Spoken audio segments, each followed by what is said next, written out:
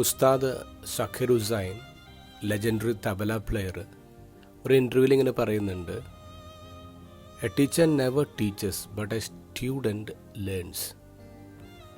ഒരു ടീച്ചർ ഈ ലോകത്ത് പഠിപ്പിക്കുന്നില്ല, ശരിക്കും വിദ്യാർത്ഥികളാണ് പഠിക്കുന്നത്.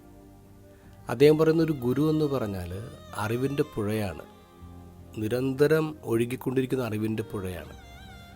അപ്പോൾ ആ പുഴയിൽ നിന്ന് അറിവ് കൈക്കുമ്പിളിൽ കോരിയെടുക്കണോ, കപ്പിലെടുക്കണോ, ബക്കറ്റിലെടുക്കണോ, അല്ലെങ്കിൽ ട്രക്ക് ലോഡ് എടുക്കണോ എന്ന് ചിന്തിക്കുന്നത് കുട്ടികളാണ്, വിദ്യാർത്ഥികളാണ്. ഇന്നത്തെ ഗോസ്പലിൽ അറിവിൻ്റെ പുറകെ നടക്കുന്ന ഒരു വിദ്യാർത്ഥിയെ കാണാം, ഒരു സ്ക്രൈബാണ് അയാൾ. ഇന്നലത്തെ ഗോസ്പലിൽ നമ്മൾ കണ്ടു, അദ്ദേഹം ഒരു ചോദ്യമായിട്ട് ഈശോയുടെ മുമ്പിൽ വരുന്നത് ഏറ്റവും വലിയ കൽപ്പന ഏതാണ്? ഈശോ അതിന് വലിയ മറുപടി കൊടുക്കുന്നു, അയാൾ അത്ഭുതപ്പെടുന്നു. അപ്പോൾ ഈശോ അയാളോട് പറയുന്നുണ്ട്, നീ ദൈവരാജ്യം നിന്ന് വലിയ അകലെയൊന്നുമല്ല എന്ന് പറഞ്ഞാൽ ഈശോനെ കൊടുക്കാൻ വന്നതാണ് ചോദ്യം കൊണ്ട്. പക്ഷേ ഈശോയുടെ മറുപടി കേട്ടിട്ട് അവൻ ഈശോയുടെ ഫാനാവുകയാണ്, അവൻ്റെ സ്റ്റുഡൻ്റ് ആവുകയാണ്. ഇന്നത്തെ ഭാഗം ഈശോ സംസാരിക്കുന്നത് പ്രത്യേകിച്ച് അവനോടാണ്. കാരണം സ്ക്രൈബ്സിന് അന്ന് വരെ ഉണ്ടായിരുന്നൊരു വലിയ തെറ്റിദ്ധാരണയെ ഈശോ മാറ്റാണ്.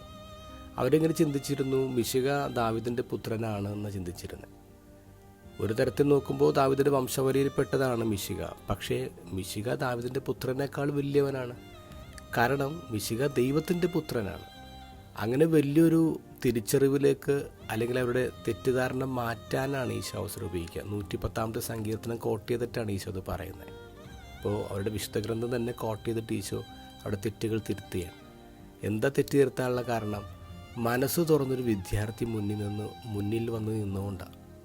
നമ്മൾ ബൈബിളിനെ സമീപിക്കുമ്പോൾ നമ്മുടെ മനസ്സങ്ങ് തുറക്കണം. മനസ്സ് തുറന്നിരിക്കുമ്പോൾ ഈശോ നമുക്ക് കൂടുതൽ വെട്ടം നൽകും, കൂടുതൽ ക്ലാരിഫിക്കേഷൻസ് നൽകും. മനസ്സായാലും കുടയായാലും വർക്ക് ചെയ്യണോ, തുറക്കണം.